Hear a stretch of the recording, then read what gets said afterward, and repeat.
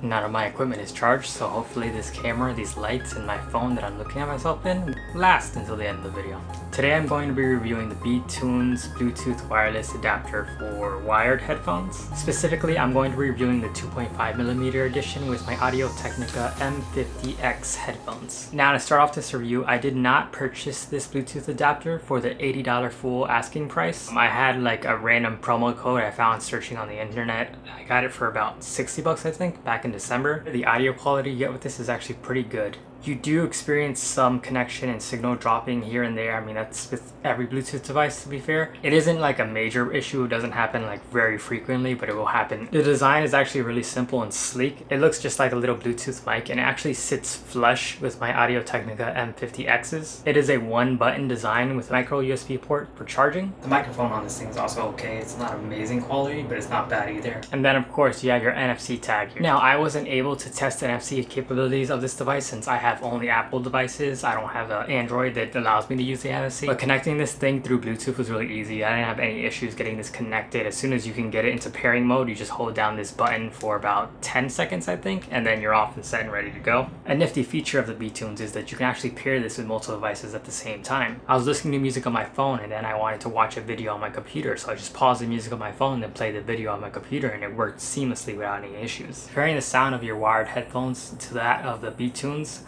you are going to notice that there is some degradation of maximum volume. You lose about 4 to 6 decibels, I'd say. If you understand sound, that's not significant, but it is noticeable. But beyond that, I didn't really notice any degradation of the audio quality. It seemed to be pretty much the same, just a little bit quieter. But that is going to depend on the headphones you're using. Everything's going to vary. Though I will have to give them credit on the battery life of this thing. I think it's rated for about 10 hours, and I definitely got my 10 hours worth for this. It definitely lasts 2 or 3 days, like no problem at all. My biggest issue with this one button design is it feels like you have to hold down this button forever just to do anything. If you want to power on a Bluetooth adapter, you have to hold down the button for about 10 seconds. The same if you want to turn it off, which honestly doesn't sound like a long time, but when you're there holding it down, it feels like forever. And this isn't actually the most comfortable thing to hold. But beyond that, it also feels really flimsy. This feels like a really delicate, cheaply made device. I mean, I've had it for 6 months and I haven't broke it yet, but it does feel really cheap and flimsy. This is an all plastic build, so the only actual metal is a little headphone jack. Everything else is just a combination of matte and glossy plastic with some rubber for the little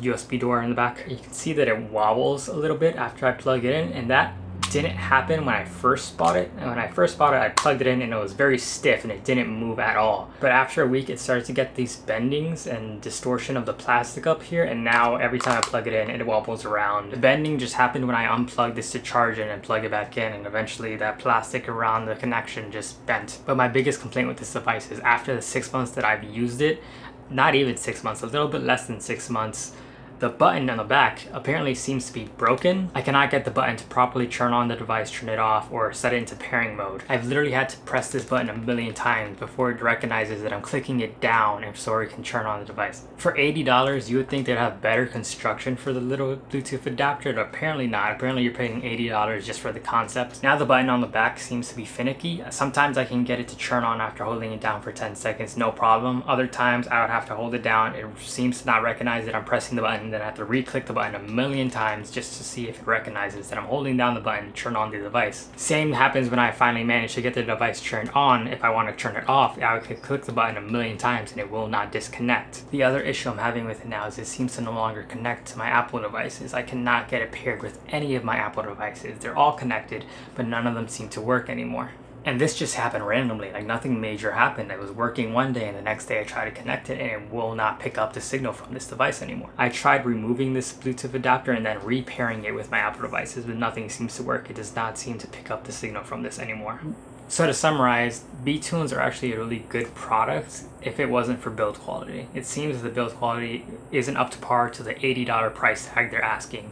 And if you can get a promo code like I did, maybe consider them. I mean, for 6 months it was a great purchase, but honestly, it's really cheaply made product for the amount they're asking for. If it was something around 30-40 bucks, then maybe I could say go for it, but for $80, even $60, definitely skip on this. Anyway guys, thanks for watching, stay sexy, and I'll see you sometime. And subscribe, because that encourages me to keep making videos, and that's cool too. I mean, if you want to, no pressure, it's up to you, do what you want.